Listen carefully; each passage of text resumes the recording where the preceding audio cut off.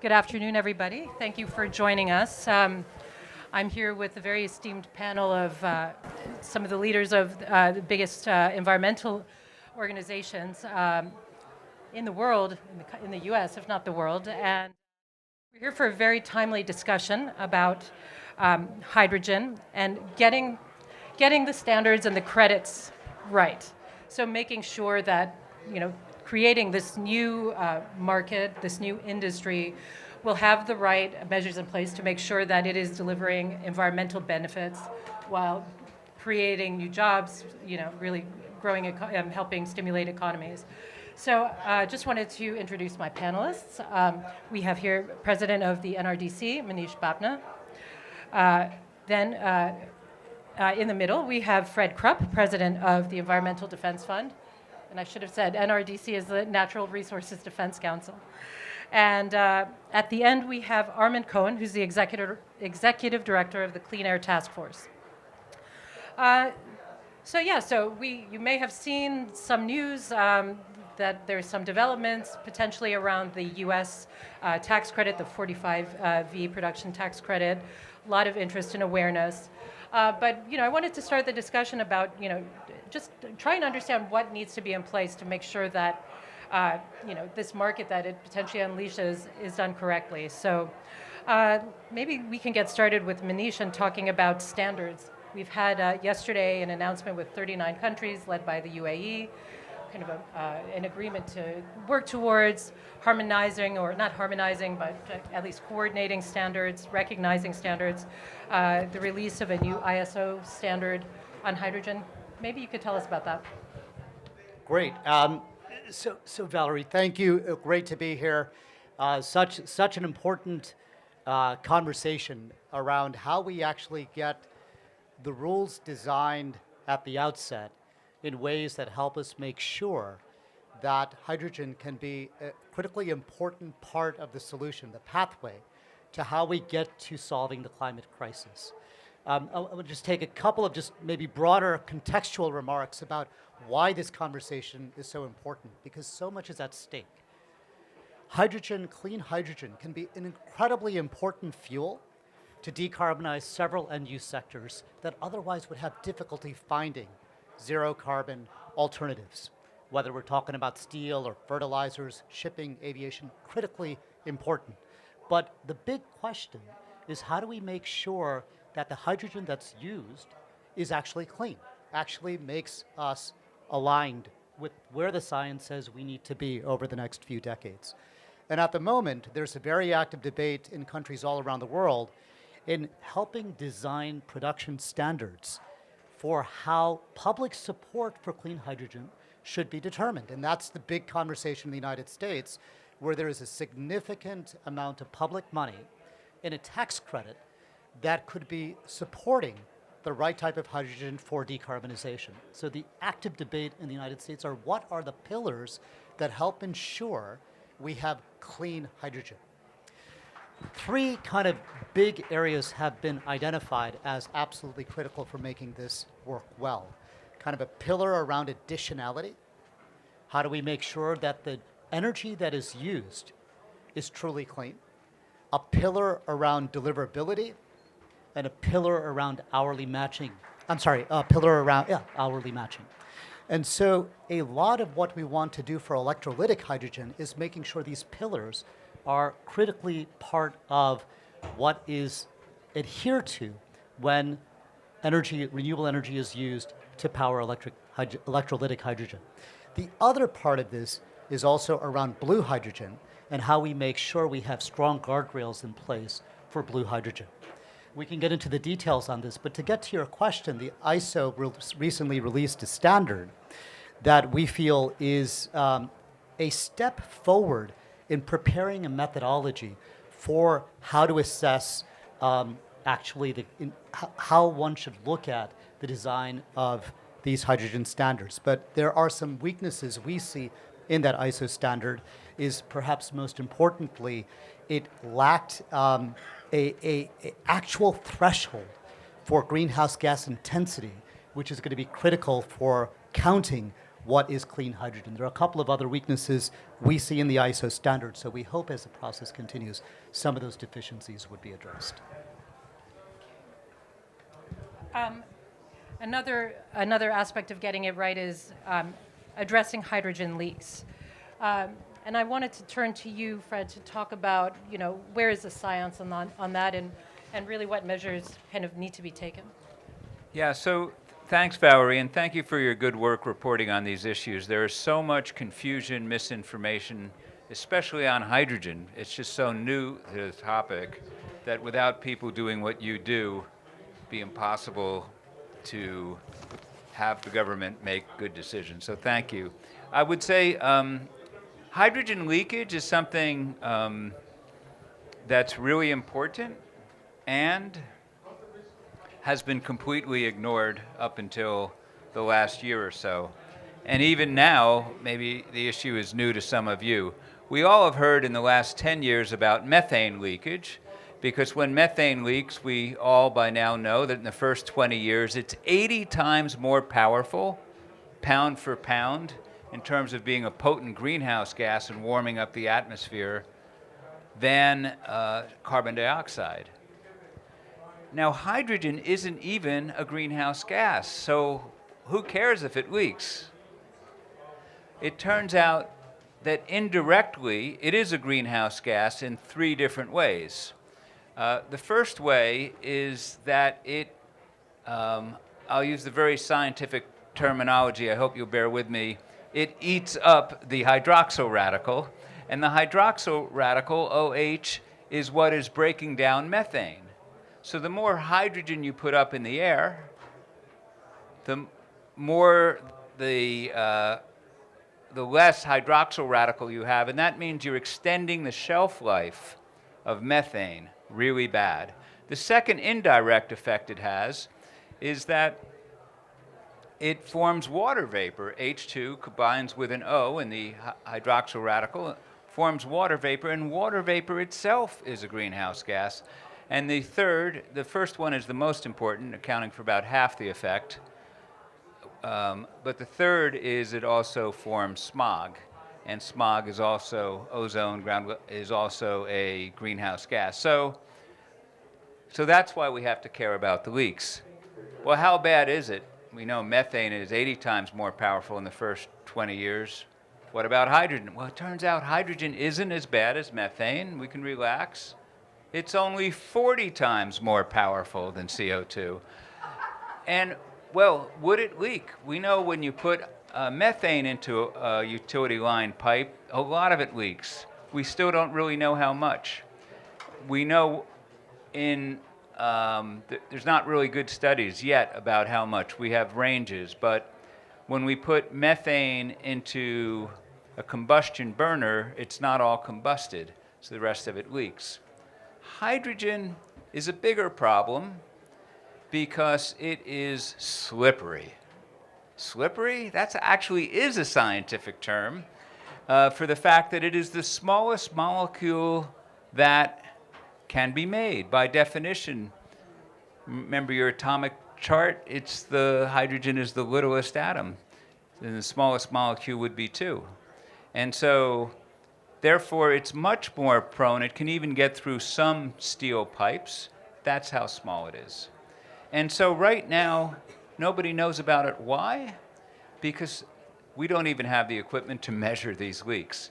So none of your hydrogen producers or users are measuring hydrogen leaks. Yes, they are measuring the big leaks that could cause an explosion, but the small chronic leaks that cause tremendous environmental damage, there's not the equipment yet to measure.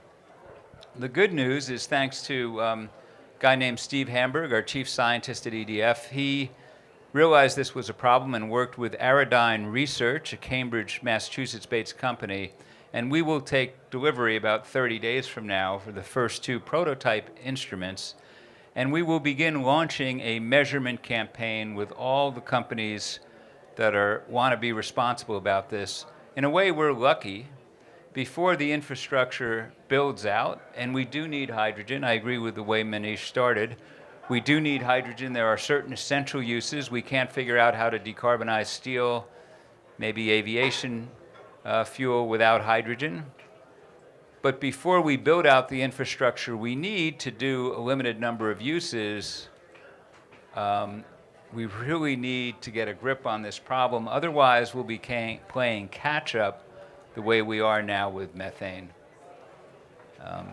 Back to you, Valerie. I wanted to turn to Armin to talk about another kind of important aspect of making sure that the right rules and standards are being designed, and that's around how it's used, and where it's appropriate to use hydrogen, where it's not, maybe where it's ridiculous even. Thanks, Valerie. So let me just say, when we started looking at hydrogen and ammonia 4 or 5 years ago, we were a little ahead of the curve as a possible solution. We were pretty bullish, but I'd say that as we began to look at the kinds of issues that Fred, actually not so much the hydrogen leakage, but other issues I'll mention in a minute, we became convinced that, just to use a metaphor, hydrogen is more likely to be the spice in the stew rather than the veggies or the meat. It's going to, in limited applications, it's going to have a potentially quite powerful effect, but we have to be very sparing. One of the insights that leads us to want to be pretty careful about where we apply it is just looking at first of all, the costs. It's maybe 3 or 4 times more expensive than nat gas, which is not to defend the use of nat gas, but if you think about adoption take-up, that's going to be a pretty large barrier. That would lead you to say, what are the other ways that we can abate carbon in sectors? Electrification with zero carbon energy directly is one option where you can do it. Carbon capture and storage, for example, on steel can be another option. Just down the road from here, there's a steel plant, the first in the world equipped with carbon capture and storage, the Alriata plant. So there are, which could be well significantly cheaper than say, green hydrogen DRI. So all of these things lead you to want to be a little bit more careful about where we use this limited resource. The last thing that kind of woke us up was when people started talking about these massive quantities of ammonia and green hydrogen, we started looking at the land use implications and the amount of kit you would have to build on the electric side to produce that amount of electrolytic hydrogen. Just to give you a couple data points, a 3.5 million ton a year steel plant in Germany, for example, would require about 4.5 gigawatts of offshore wind. Consider that the largest offshore wind plants in the world are about 4 gigawatts, or 1 gigawatt rather. Then we have 2 gigawatts of storage that would be required to provide the 24/7 electricity. Then we'd need about 2 gigawatts of electrolyzers, about $25 billion of capex. So when you start seeing those numbers and you think about the challenge of that much infrastructure build out, you begin to get a little bit more choosy about where you want to do this. So anyway, we've just published a report suggesting that the what we call the no regrets areas, the first thing you would want to do is take the 100 million tons a year of gray hydrogen that's already being used in the world, which accounts for about 1 gigaton, of carbon each year, and just decarbonize that. That would clearly be the first priority, and that would be crude oil refining, ammonia production for fertilizer and other uses, methanol production, and steel manufacturing.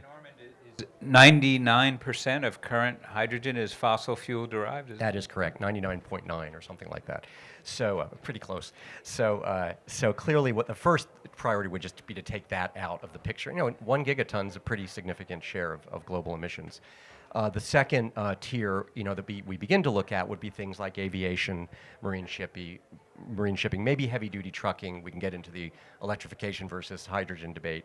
And then the places that probably are either niche or, really you don't want to go there, are power generation, including peak generation, power to hydrogen, and then really the ridiculous applications, are residential uses and light-duty vehicles. So anyway, that's a quick hierarchy of how we've come out, but I think the big insight for us is that this stuff is not to be wasted. It's going to be pretty precious, and we have to be really careful about how we apply it.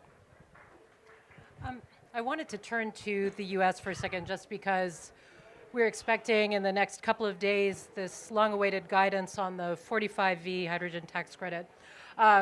Just for our audience, I know that we're mindful of the fact that we're at COP28. There are people from everywhere here. Maybe, I don't know, Manish, would you like to maybe kind of talk us through some of what you're expecting to see or what you'd like to see in that guidance? And then maybe we can talk about how, this relates to to other countries currently that have active hydrogen industries. How could these credits stack up against those? No, great. Incredibly timely question. The United States has made two fairly significant investments or interventions to help support kind of advancing the development of clean hydrogen. One is kind of an investment in regional hubs, hydrogen hubs across the country.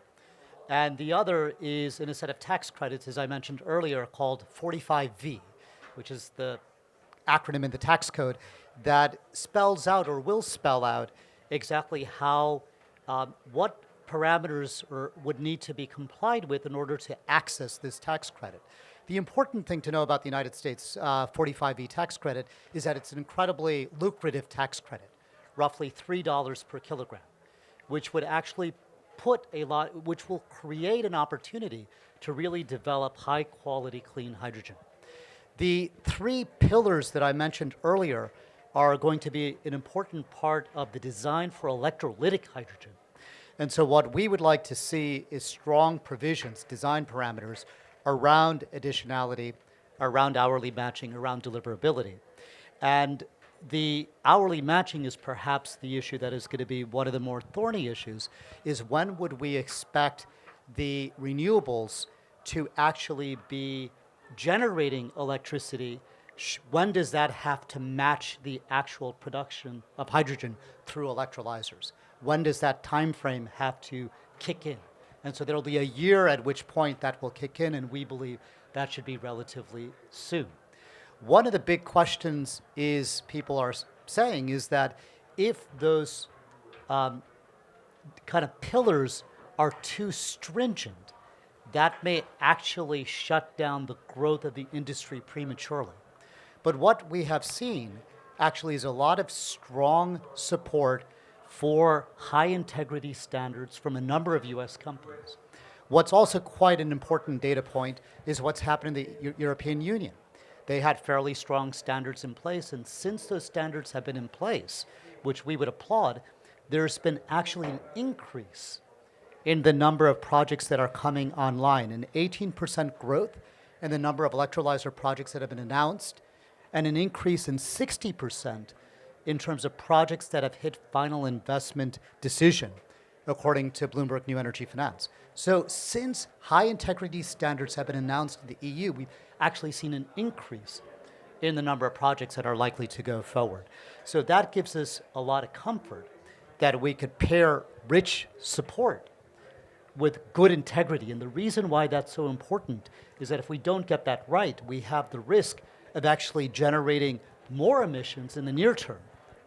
That could be quite substantial. So how we tackle that is a critical part of getting the design of these 45V tax credits, why that is so important.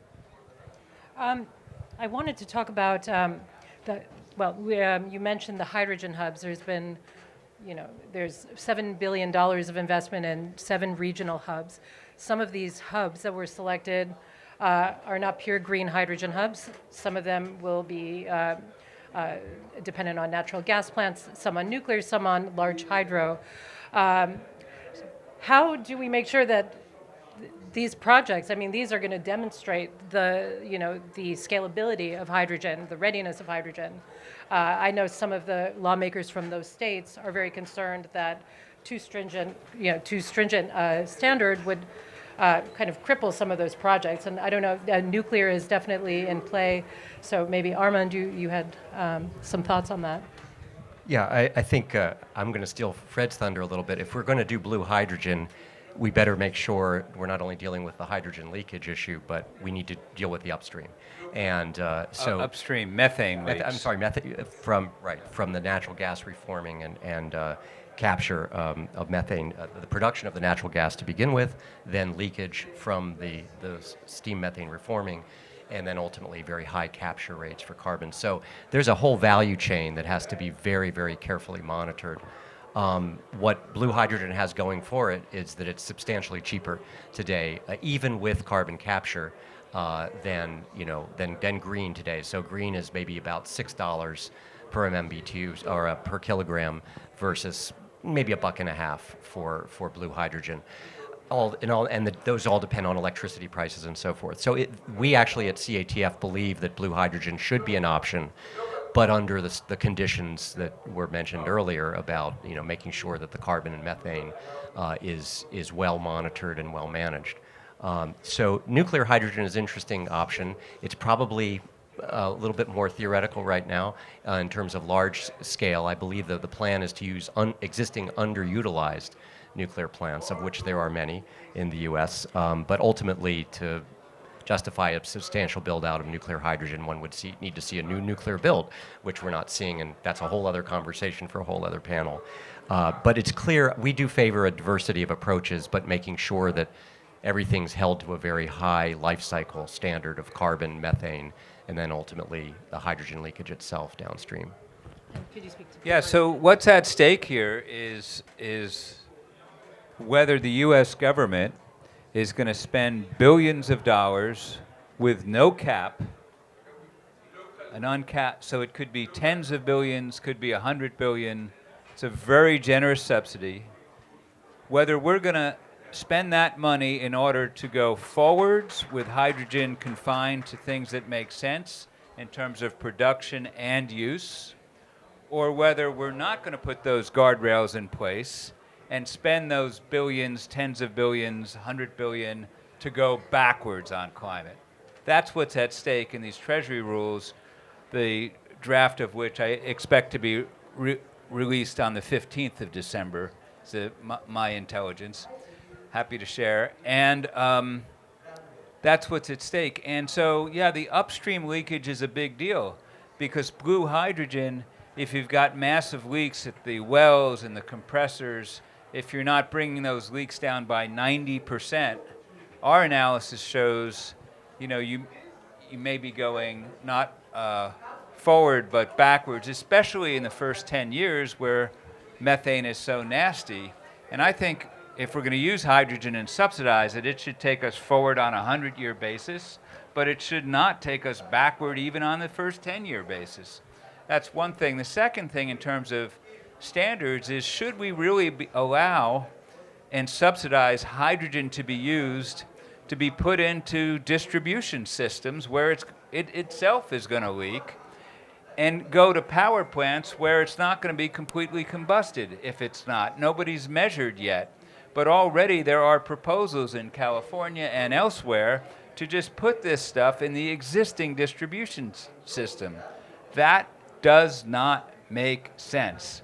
And the third thing, in terms of what we need, this isn't from government, it's from businesses, but I think every responsible entrepreneur or business who says they want to use hydrogen because they want to be a friend of the climate should allow our monitoring campaign to come in and see what their leak rate is. And if they're not willing to do that, I really don't trust them to be making hydrogen and getting $3 a ton. The hydrogen hubs and the contracts with the U.S. government, the U.S. government should be requiring the monitoring equipment now that there is commercial equipment about to be on the market. So sorry to get a little passionate, but it's crazy.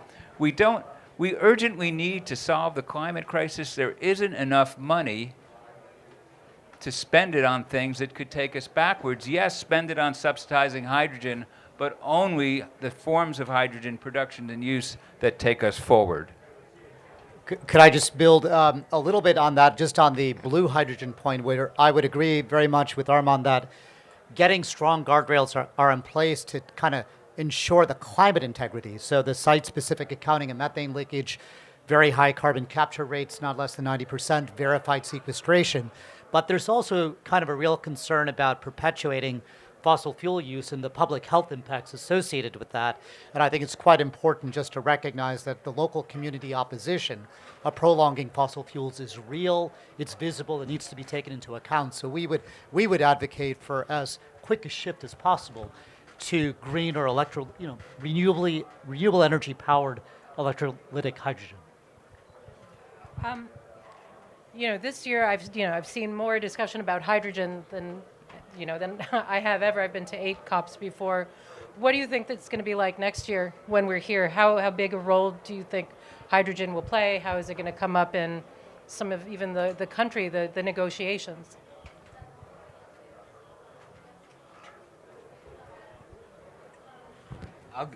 Go ahead.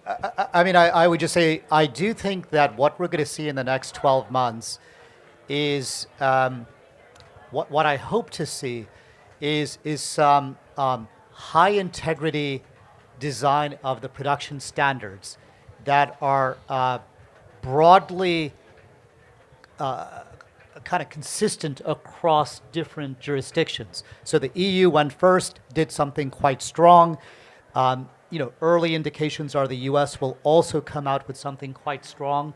We'll see what ultimately is finalized, but that could be quite useful. India is in the process of developing green hydrogen standards as well. China is going to be a very important part of that conversation where much of the current hydrogen is being produced, what they will ultimately adopt, and then we get back to whether or not there is coherence between the different standards, which is in part one of the letters of intent that was signed a few days ago, was to bring more compatibility across different countries. So if that ends up embracing a high standard, that will create the right framework for what we believe would be hydrogen that can help address the climate problem in a responsible way. Valerie, I'll take a whack at that. I think we're in the middle, or maybe we're at the end of the beginning of a hydrogen hype cycle. It's just been massive amounts of optimism. The IRA in the U.S., the EU with its 100 million ton goal for green hydrogen. I think that the bubble is going to burst this year. I think we're going to see people begin to look at these numbers, begin to look at the costs, and where's the demand for this level of stuff. So my guess is that a year from now, when we're back here, there'll be advances in the environmental standards, but I think also the commercial realities are going to begin to hit, and where is the demand for all this? And I think you're going to see a lot of MOUs and a lot of press conferences and releases. I think you're going to see far fewer final investment decisions than anyone would expect as you begin to really start penciling these things out. That would be my guess. The end of the hype cycle, and definitely that's something that I come across, is that there is skepticism about its widespread use. But I just when just wanted to. Sorry, I've got off track. But I wanted to ask. One person I spoke with in industry had mentioned, it's in order to really rapidly deploy, to get that credit really, the tax credit really working, we might need to see emissions rise in the near term, but over the long term, that's where we'll see the decarbonization, and that's what counts. I just wonder if you could speak to that. I mean, how much of a short-term bump could we see if the rules are kind of not designed in a stringent way, if we don't have the right safety? Myself, I think that's crazy talk. That was the talk that was used to establish higher goals for ethanol, because certainly those goals for ethanol, it would have to be produced by cellulosic ethanol. The cellulosic ethanol did not develop. So the idea that we have to go backwards in order to go forwards, once you go backwards, there's if you allow blue hydrogen with no upstream leakage protection on methane, and it's taking us backwards, there's going to be a lot of vested interests that want to keep the rule that way. So the idea that you have to go backwards to go forwards may be true in some circumstance. I mean, Manisha's example of Europe imposing strong rules, I think would be well taken advice for those who want to see this industry develop, so it can be the solution, which it has the potential to be for some uses, should be in favor of having guardrails to make sure that it is truly a step forward. If I could just add to what Fred said, I mean, just the biofuels example is such a good example of when you don't get the accounting methodology right. We didn't fully account for land use impacts, and we're still dealing with the lack of integrity in a lot of policies that are encouraging biomass, whether it's wood pellets in Europe, or it's ethanol use in various countries around the world, that's actually leading to not only more emissions, but greater competition for a fixed amount of land that is actually squeezing and encouraging higher food prices with significant social impacts. So getting this right is absolutely critical. And I come back to Armand's point at the outset, think of hydrogen as a spice in the stew, or a kind of the champagne in your weekly alcoholic consumption. Don't drink too much of it, and only occasionally. And so we got to get that right to make sure it's used for the right end uses.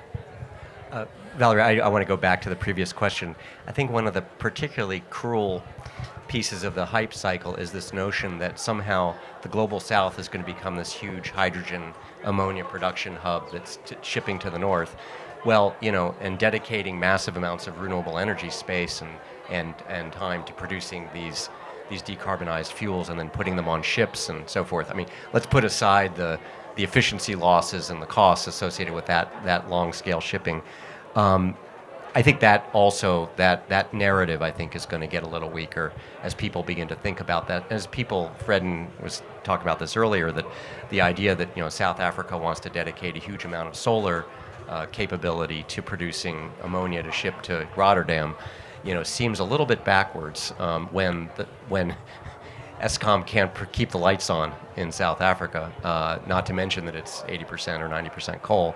So I think there is a narrative about the Global South as this sort of, rich, and that this is somehow a development strategy for the Global South. It seems like maybe a de-development strategy in some ways. And I think that's beginning to become, I think, a narrative that's going to be challenged.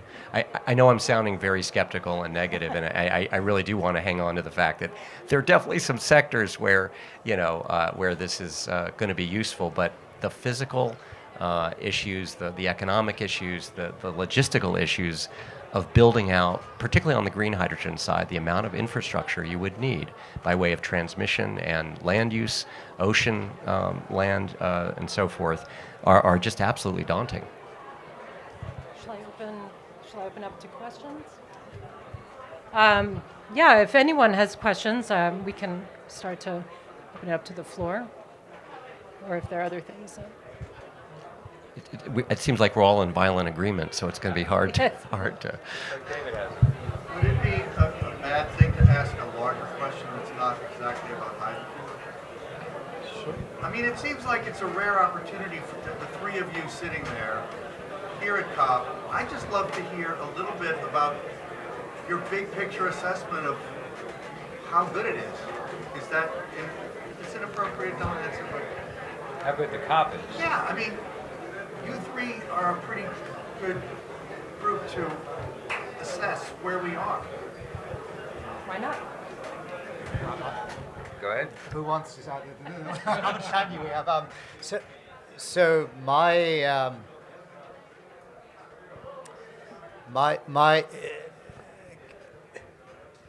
So a few quick observations on some of the big things that we've seen so far, but what is left to play for. I mean, I think the COP started off with a very strong positive note with getting the loss and damage fund actually finalized, getting the kind of structure and the rules in place. But what was quite impressive was the immediate capitalization of the fund, $650 some odd million. I can't remember the last time an environmental fund was set up and capitalized that quickly. That was actually quite significant.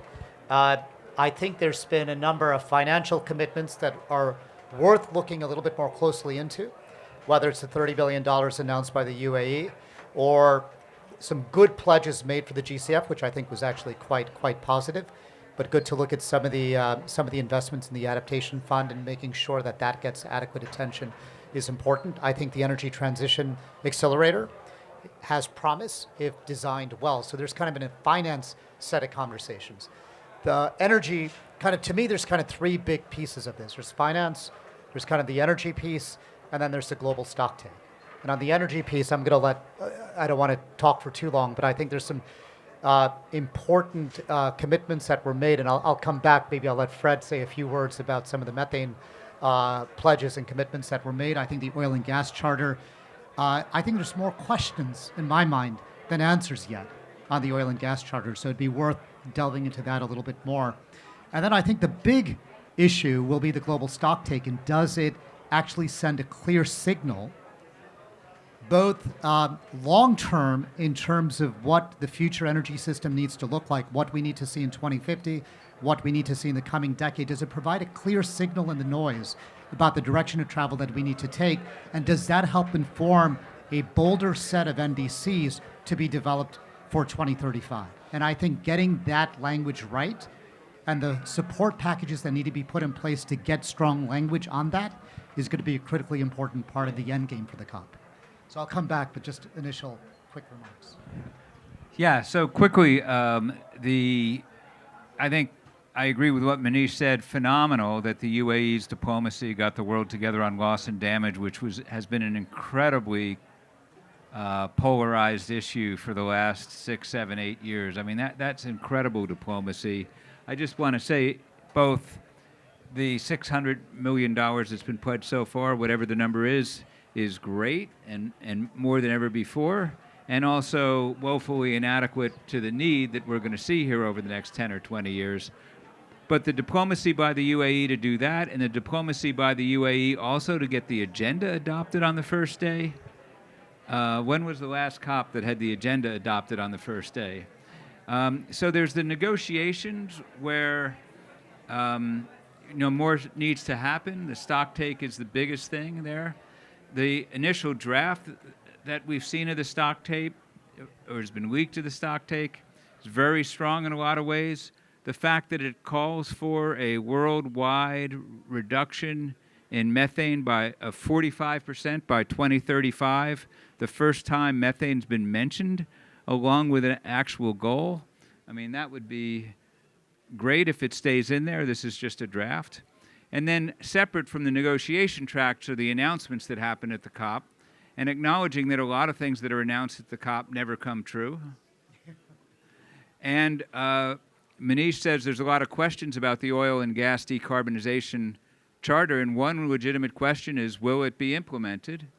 But there we've built in some real accountability. It not only calls for this 90% reduction of methane from the oil and gas companies, but it has a first layer of accountability, which is the companies have to, this is in the OGDC charter, they have to monitor and submit their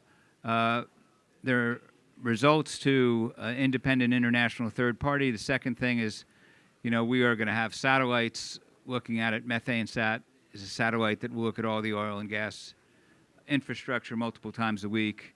And then the third thing is the European Union is moving to have an import standard that will require essentially the same thing. So it gives me hope that this one will be implemented, and I've used up my time plus. Yeah. Finally, an opportunity to disagree. I maybe not disagreement, but maybe I just look at it as glass half empty. This COP to me there's kind of two COPs going on. There's the sort of celebration of the good things that have happened, but along the sidelines, I think there's also a recognition of the fact that we've essentially failed. If you look back to COP1, we're up about 70% in global emissions, 60% since the Kyoto Protocol. Yeah, and so here's where we might disagree. I think that there's a very conventional narrative that we're just on the right track, and fossil fuels are about to peak, and renewables are going to, and plus storage is going to be the whole story, and all we have to do is just kill fossil fuel production, and we're good. We're on the right glide path. I don't mean to attribute that to either of you two gentlemen, but that there's a narrative out there that's quite simplistic and is kind of black and white about this. And so I would submit that a few realities are beginning to dawn on people. One is that energy demand is not decreasing. It's going to increase substantially. We're not going to conserve our way out of this problem. Number two, fossil fuels are going to be around for a very long time. We better deal with the abatement issues, upstream and carbon capture, and to wish them away is a very nice fairy tale. But it's not going to move the ball forward, and we will abate fossil fuel emissions faster than we'll get rid of them, and that necessity, I think, is beginning to dawn on people grudgingly, but nonetheless. The third is that the renewables are great, yeah, and they're supplying 5% of global energy. That's fantastic. But we're still 80% fossil fuels, exactly where we were 30 years ago, and the total is rising. So nuclear is very much on the in this COP more than it's ever been. I think the discussion about carbon capture and storage is much more robust than it's ever been, and I think those are all good things that have occurred, but we're way behind the curve on those things. The question of finance, I think, I'm going to be a little contrarian on this. It's really nice that people are talking about $100 billion, but the nut here, the IEA says, is $2 trillion just for the developing world, and maybe $4.7 trillion overall. Think about that for a second. The total global defense expenditure annually is $2 trillion, and all of the capital expenditures in the world annually is $8 trillion. So people are imagining that we're going to do that much. I don't know. I think it's beginning to dawn on folks that climate finance is not going to be an easy thing to think about. I think first and foremost it means you do stuff that's as inexpensive as possible. And then I think the last thing I would say was pretty obvious is that the world's going to proceed on different speeds here. The North has got money; it's going to spend what we expect the Global South to do, and to say they shouldn't have fossil fuels under any circumstances. They shouldn't have a single molecule of natural gas. And maybe this goes to your point, Fred, about maybe you slip backwards for development reasons to go forwards. I think that orthodoxy is breaking down a little bit around the edges of this. So again, slightly contrarian view. I think we can solve this problem, maybe not over 30 years, but over 50 or 70, if we have a diversity of technologies, really wrestle honestly with the fossil fuel problem instead of wishing it away, and think really seriously about how much we can finance when and where.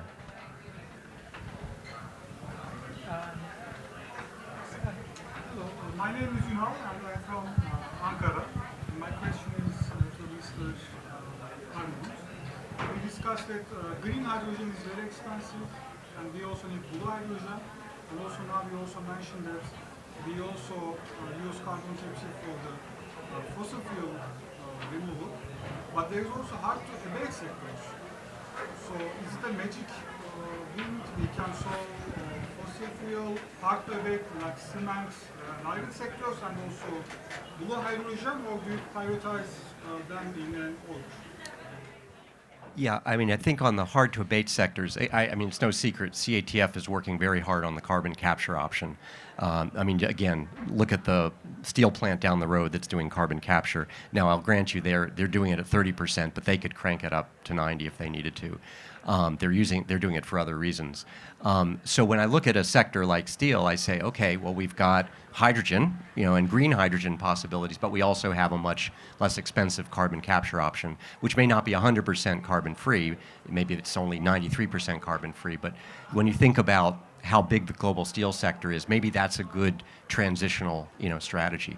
So, I mean, the prioritizations are pretty much what I said. I think we start with where we have the 1 gigaton of emissions from the gray hydrogen, and then we work our way down. There's no fantastic solution. Everything's going to cost money, but hydrogen seems like the least likely solution for those lower tiers. I don't know if that answers your question, but I think, frankly, we have a bunch of not so great options. I mean, everything's going to cost money. We wouldn't be doing any of this if we didn't have a carbon problem. But I think we can think our way through a hierarchy. And again, in the hard-to-abate sectors, I think if we look at everything, all heat sources, including nuclear heat for industrial uses, we look at carbon capture, we look at hydrogen where none of those two things will work, or electrification, which of course is probably the first place that you would look. That's how I think about it. Electrification, carbon capture, and then, I suppose efficiency first, electrification, carbon capture, and then, hydrogen for those things that can't be addressed cost effectively by those first three measures. That's how I think about it. And Joe Williams from the Green Hydrogen Organisation. It's really good to hear about the work on standards and capturing upstream methane and carbon capture and storage. Just over there's a pavilion, the ISO, International Standards Organization. It's trying to get there, but there's a lot more to do. And It's been really good to see the additional scrutiny on the ISO process that we've seen in the last 24 hours, and I think that really needs to continue. I guess one more comment and a very quick question. I've just come from a panel we organised with the Africa Green Hydrogen Alliance. So this is 10 governments in Africa that do see a future for green hydrogen on the continent of Africa. And so I guess what I would say is, yes, the export story is probably not going to happen overnight, but we don't want all the green hydrogen in the world to only be in the US, or we don't want it only to be in Europe. We want others to be able to benefit from this sector. So I don't think we should sort of be saying it shouldn't happen in those countries. I think it's more a question of how are those countries supported to use it well in the way that we do too. So I just wanted to make that point. My question is, you mentioned there's 100 billion tons of grey hydrogen used. 100 million. 100 million used around the world. And I can see how carbon capture for those facilities should be an option, because you're not going to quickly switch those to green. There still needs to be that amount used. I guess my question is, do you think it's morally acceptable to build brand new blue hydrogen facilities? Brand new, mega billion-dollar, years and years to build fossil fuel facilities? Well, I'll just say I'm about the emissions. I'm not about the source. So if we can contain the emissions and we get to an extremely low or zero carbon system, I'm agnostic on the source. Sorry, that's to me the story. It's about emissions. I don't think... All that money, all of that money. It depends on what the relative... Even if you have other options to... Well, it depends on cost. I just gave you a cost comparison between green steel and CCS steel. If you want to go out and spend $25 billion on a green steel facility versus some other options, it's a question of economics. The morality is to not do things because they're too expensive and the emissions continue. Yeah, no, because I think this exchange actually picks up on, Armand, a earlier kind of observation you were making about the overall COP, which I think is a central storyline in the COP this year and will be for the next few years, which is the relative emphasis that is placed on phasing out or shifting away from fossil fuels versus the abatement technologies and living with greater fossil fuels. And I would just add, the argument at the moment around abatement cost in a high interest rate environment is real, but I want to put out two other factors we haven't been as explicit about that I think are important to think through the shift versus abatement conversation. One is that the abatement, oftentimes there are other impacts associated with continued use of fossil fuels. Not only the moral hazard issue, but the community impact issue, which is real. And we know who those impacts affect the most disproportionately. And so there is a social, there is a racial dimension of this that we just need to be very explicit about. But the other piece of it is we also sometimes tend to forget the S-curve or the inflection points for the good stuff. If you look back at IEA projections around renewables, you all know the story that Greenpeace was much more accurate in actually estimating uptake of solar and wind than the IEA was. That we look at EVs and EV sales over the next few years, so there may be more promise, hard to get started, but then you see an actual S-curve in the uptake of some of these clean energy technologies. So all I say that I think there's a real debate here about phasing out and shifting versus abating. And that is an area that I think we need to be grappling with head on. And I tend to be a little bit more optimistic or a little bit more concerned about the negative impacts or the moral hazard issues in over-reliance of fossils, and perhaps a little bit more willing to kind of deploy scarce public dollars for truly clean energy technologies. So, you bring up for the first time in this conversation, what is the moral imperative? So from my standpoint, the president of the Environmental Defense Fund, I think a lot about the moral imperative to be as green as we can and to create as fast as we can a livable planet and to abate emissions as fast as we can, especially when it's going to lower temperatures in the next 10 years. So I listen to those who say, we should not work with the COP presidency to abate methane because we shouldn't be using the fossil fuel at all. And I say, you know what? The moral imperative is to abate methane because we're going to be using fossil fuels for a while. And to say that it's wrong to get the oil companies to make a commitment to lower their emissions by 90%, actually, in my view, that's the immoral position, because that ignores the fact that we can do something with the oil industry that will lower temperatures that we'll see in the next 10 years. So to me, the moral imperative is to do whatever it takes to get emissions down, to get temperatures down as fast as we can, especially when we're in a crisis situation and we don't know when we're going to pass a tipping point or a tripwire, and we'll have even worse climate chaos. So I think recognizing the reality that the best way to accelerate the transition out of fossil fuel is to build green infrastructure, solar and wind and geothermal and nuclear if we can build it safe and cheap. We have to do all those things as fast as we can. And until we can satisfy the energy demand with those sources, we can't wish it away, to borrow Armin's phrase from earlier. Anyway, that's my view on the moral imperative. And Manisha, you raise important collateral issues associated. We released a report just last Friday looking at the health co-benefits of CCS on steel and cement plants. They're considerable, like 90% plus reductions in the criteria pollutants, because you have to clean the stuff up before you run it through the CCS machine. So there are, and then there are also, it's really complicated when you talk about a community that might actually rely on a local cement or steel facility for jobs. What's justice in that? Is it to shut the thing down? Is it to spend $25 billion on that's not going to happen on a DRI retrofit, or is it maybe to say, okay, at least an interim solution might be CCS that lowers the total environmental footprint of the facility radically? Yeah, I just want to completely align myself with Manish. Also, those local effects, the justice effects, are really important.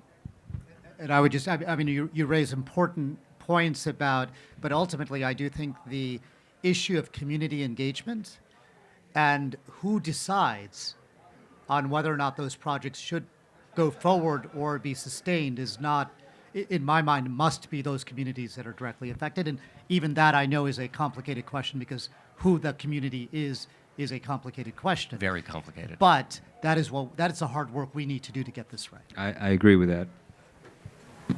There, and then we have one more, and then I think we're run out of time. Yeah. This is mostly for Armand, but so we note that green hydrogen is $6 a kilogram roughly right now. But I think the counterpoint that some people would make is that we've not been producing electrolyzers at anywhere close to scale, and if they're anything like batteries or wind or solar, that we would expect them to get cheaper over time if only we can, get the industry jump-started. And so that's, I guess, the logic behind the massive $3 a kilogram subsidy. On the flip side, there's always a risk, and if we can get it down to like $2 a kilogram, then it would probably have much more uses than $6, obviously. The flip side is that we dedicate maybe $100 billion more in subsidies to something that ends up only getting to $4 a kilogram because the learning curves aren't as aggressive as we expected, and it turns out we've wasted a bunch. So I guess, how do you think about the trade-off in planning that kind of industrial policy where you make a massive upfront investment, hoping that technology is going to get cheaper without innovating? We have a paper on that. We're somewhat pessimistic about the projected cost declines in hydrogen. Everyone talks about the electrolyzer cost declines. We think these $200 price points are not realistic.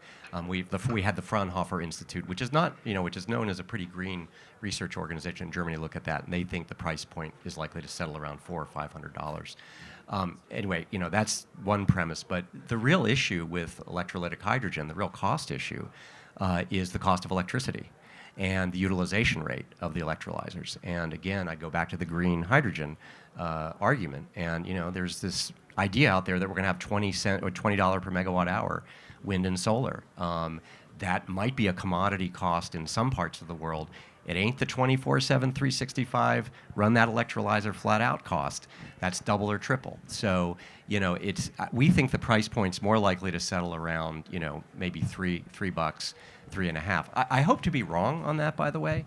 But, I think that a lot of these very low, the dollar per kilogram target for DOE, I mean, you're basically talking about zero cost electricity.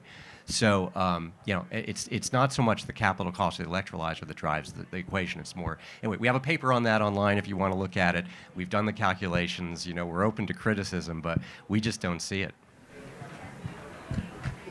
And then we have one more question here. Thank you all so much for this conversation. My name is Ian Hitchcock. I'm a master's policy student at Duke University. And I wanted to pull a little bit on the thread that came up a little bit earlier about this question of kind of environmental justice and localized impacts of energy in general. In part because one of the concerns that I've heard from some communities about hydrogen deployment is that because hydrogen can often be put in the same kinds of locations that existing fossil fuel infrastructure is, and because that fossil fuel infrastructure was built in communities that were marginalized and living disadvantaged, there are concerns that a hydrogen economy that just goes off of existing kind of green and retrofit existing technology might perpetuate existing environmental inequalities.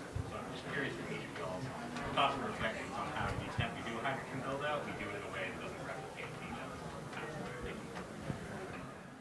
Well, I'm happy to go first. I would just extend what I said earlier. The Environmental Defense Fund, we don't think that you build a green economy by cutting the legs out from communities. We believe the best way to go forward is to engage with the communities, not only so that they can say how it would be acceptable to build something, but to say yes or no. Ørsted has built more offshore wind than any other company in the world, and the CEO, Mads Nipper, says the reason they have is because they engage communities before they announce the project and don't decide whether to announce the project until after they talk to communities, and in some cases they don't do the project there. To me, we can't run over people. Maybe just to agree violently with what Fred just said. Not violent. But and one really useful way to look at this is in the United States, Department of Energy, these hubs, how we actually make sure that there are transparency and community engagement provisions. There's actually community benefit plans that are part of the provisions for the regional hubs. How they get designed in ways that can help actually create local support for regional hydrogen hub development is going to be a very important part of getting that process right. That's a very active conversation taking place within DOE, and communities at the moment. So again, we need to find a way to build local ownership. And I would say this is not just unique to hydrogen projects, but it has to do with how we look at solar, how we think about wind, how we think about transmission, how we get upstream and build local support for a clean energy future. We got to get that right if we're going to overcome the implementation barriers to actually tackling the climate crisis at the speed and scale that we need to. It's also the right thing to do. It is the right thing to do. It's the necessary thing to do if you're going to build it out. It's also super complicated. And I think people are beginning to realize with the amount of stuff you have to build, this may not go as fast as we think. I'm working on renewable siting in California and did some work with EDF on this, looking at the really limited amount of land you have, and doing that solving that Tetris puzzle is going to be really hard. So, this is again why we favor options. It's why I fought to keep the Diablo Canyon nuclear power plant open, because, even though a minority of people opposed it, it avoided 18,000 acres of use the entire San Francisco peninsula, worth of solar panels by displacement. Those are the kinds of land use trade-offs we're looking at in the world we're entering into, and so it's going to be complicated, but it's absolutely necessary, even if it weren't a moral imperative. All right, well, it's 5:30, so thank you so much. I really enjoyed the discussion, and there's a lot more to come, so thank you very much. Thank you, Valerie. Being with us. Thank you, Valerie. Thank you.